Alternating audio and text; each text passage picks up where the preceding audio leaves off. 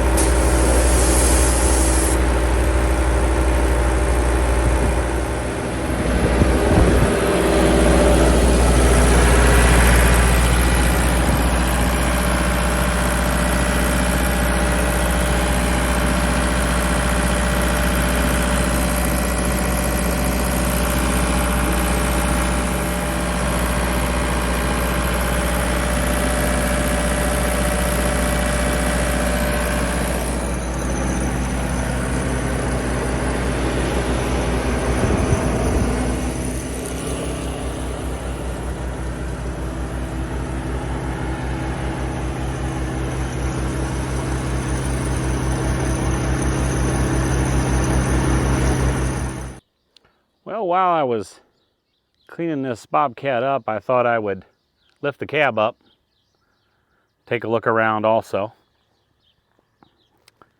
You probably already know, but you take these corner nuts off.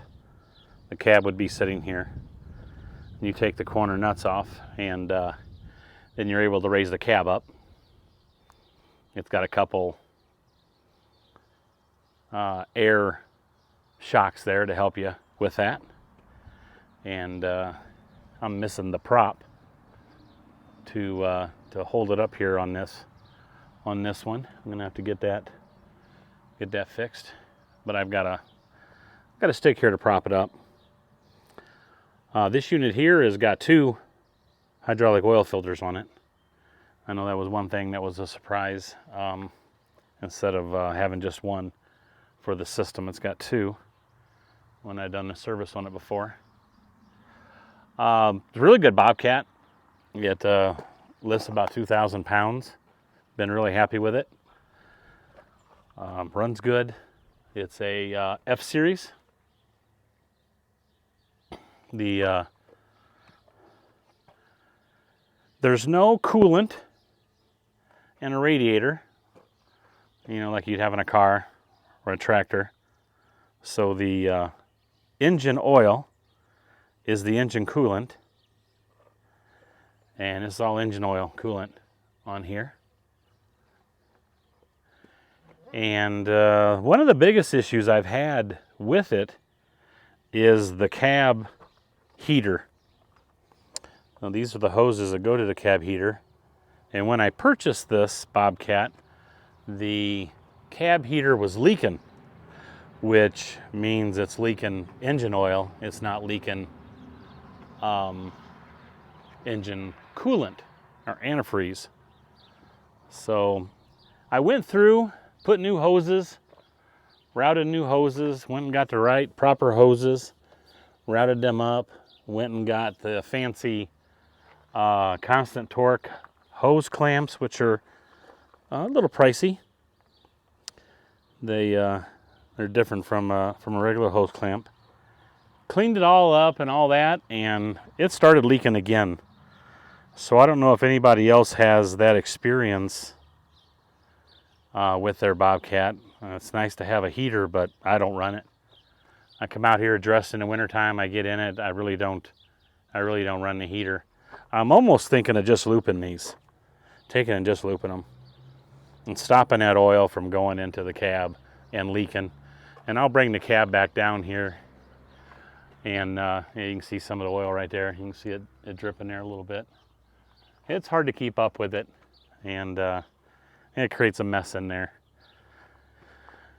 And that, but other than that, it's been a pretty good Bobcat.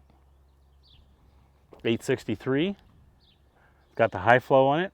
It's got a lot of other nice extras on it, which I don't use. Back here's the hookups. I believe would be for stabilizers. If you wanted to put some stabilizers back here, like when you have a backhoe on there. So it's got a lot of options on it when I purchased it. So I just thought I'd review that. I'm gonna take the cab down here and finish cleaning this up, and then we'll wrap up this video. Well, there it is with the cab back down. You can see there, and that's the nut. Each corner you got to take off. Pretty nice design, being able to lift the cab up like that to get inside. And there's the heater. So I took this all off and took it apart. A lot of sheet metal. Radiator in there and a fan. And cleaned it all up. Rebuilt it. And here it is leaking again. And I don't know. So if I don't want to go through all that work again. So the only thing I know is just to loop the hoses to prevent oil from coming up in here. If anybody else has got any ideas, please let me know. If you've had this issue, if you fixed it. Man, I don't want to go through that work again with a chance of it just leaking again. So, but anyways, a quick review of my 863. Got any questions? Let me know. Got some part numbers for it and such. So, thanks for watching. Please subscribe. Have a good day.